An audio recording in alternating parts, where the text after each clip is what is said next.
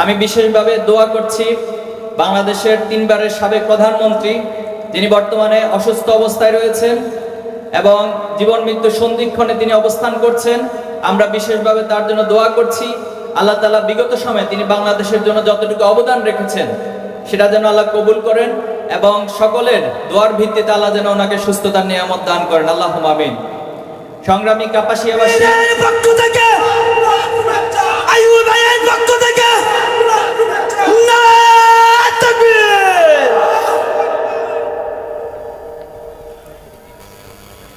আলহামদুলিল্লাহ, ওয়াসসালাতু ওয়াসসালামু আলা রাসূলিল কারীম ওয়া আলা আলিহি ওয়া আসহাবিহি আজমাইন। গাজীপুর 4 আসন কাপাসিয়ার আজকের এই ঐতিহাসিক ছাত্র যুব সমাবেশের সম্মানিত সভাপতি, সম্মানিত অতিথিবৃন্দ, উপস্থিত ইসলামী ছাত্র শিবিরের সাবেক কেন্দ্রীয় সভাপতি, গাজীপুর 4 আসনের মনোনীত সংসদ সদস্য প্রার্থী, উপস্থিত ইসলামী ছাত্র শিবিরের ঢাকা বিশ্ববিদ্যালয় শাখার সভাপতি, ডাকসু নির্বাচিত জিএস, অন্যান্য নেতৃবৃন্দ, সাংবাদিক বন্ধুগণ, আমার সম্মানিত মা এবং বোনেরা, সম্মানিত কাপাসিয়াবাসী, আসসালামু আলাইকুম রহমতুল্লাহি ওয়া বারাকাতুহু। আপনারা সবাই ভালো আছেন? আলহামদুলিল্লাহ, আল্লাহ তাআলা শুকরিয়া আদায় করছি। আল্লাহ তাআলা আমাদেরকে আজকের এই ঐতিহাসিক সমাবেশের অংশ হওয়ার জন্য সুযোগ দিয়েছেন। আমরা এখানে অংশগ্রহণ করতে পেরেছি, আলহামদুলিল্লাহ।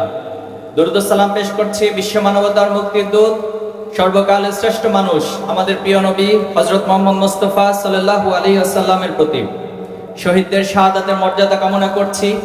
যারা আল্লাহর এই জমিনে দ্বীন প্রতিষ্ঠার জন্য, যারা আল্লাহর এই জমিনে ন্যায় এবং ইনসাফ প্রতিষ্ঠার জন্য, এই জমিন থেকে সকল বৈষম্য অন্যায়কে দূরীভূত করার জন্য, জুলুম এবং নির্যাতনের নিঃশেষ করার জন্য তারা তাদের জীবনকে দিয়েছেন, বিলিয়ে দিয়েছেন। আমরা তাদের জন্য দোয়া করছি এবং বিশেষভাবে 2024-এর জুলাই এবং আগস্টে যারা তাদের রক্ত দিয়ে, জীবন দিয়ে এই বাংলাদেশকে একটি ফ্যাসিবাদ মুক্ত বাংলাদেশে পরিণত করার জন্য, এই বাংলাদেশের যে অপার সম্ভাবনা রয়েছে সেই সম্ভাবনার উপরে ভিত্তি করে এই বাংলাদেশকে একটি সমৃদ্ধ বাংলাদেশে পরিণত করার জন্য আজকে যে স্বপ্ন এবং পরিবেশ আমাদের কাছে দিয়েছেন, আমরা তাদেরকে স্মরণ করছি এবং তাদের জন্য দোয়া করছি। আল্লাহ সবাইকে শাহাদাতের মর্যাদা দান করুন, আল্লাহুম্মা আমিন। সংগ্রামী কাপাসিয়াবাসী, আজকে এখানে আমরা কেন একত্রিত হয়েছি? নিঃসন্দেহে আপনাদের কাছে সেটা ইতিমধ্যে স্পষ্ট হয়েছে। এই বাংলাদেশের ভূখণ্ড ঐতিহাসিকভাবে জুলুম এবং নির্যাতনের মধ্য দিয়ে গিয়েছে। এই ভূখণ্ডের ইতিহাস হচ্ছে আমরা রক্ত দিয়েছি, জীবন দিয়েছি, আমরা আমাদের স্বাধীনতা সার্বভৌমত্ব রক্ষার জন্য নিজের সবটুকু বিলিয়ে দিয়েছি। কিন্তু সেই স্বাধীনতা সার্বভৌমত্ব বারবার প্রশ্নের সম্মুখীন হয়েছে, বারবার হুমকির সম্মুখীন হয়েছে। সেই ইংরেজ উপনিবেশিক শাসন আমল থেকে শুরু করে এই জনপদের আলেম ওলামারা জীবন দিয়েছে। বালাকোটের প্রান্তরে শহীদ আহমদ বেরলভী, শহীদ ইসমাইল শহীদরা জীবন দিয়েছেন, কিন্তু কখনো বাতিল শক্তির কাছে, সাম্রাজ্য শক্তির কাছে মাথা নত করেন নাই। আদি শরীয়তুল্লাহরা এখানে লড়াই করেছেন, সংগ্রাম করেছেন, শহীদ তিতুমীর জীবন দিয়েছেন, বাঁশের কেল্লা তৈরি করেছেন। এখানে যুগে যুগে বিভিন্ন সময় আলেম ওলামারা জীবন দিয়েছেন, কিন্তু কারো কাছে কখনোই মাথা নত করেন নাই।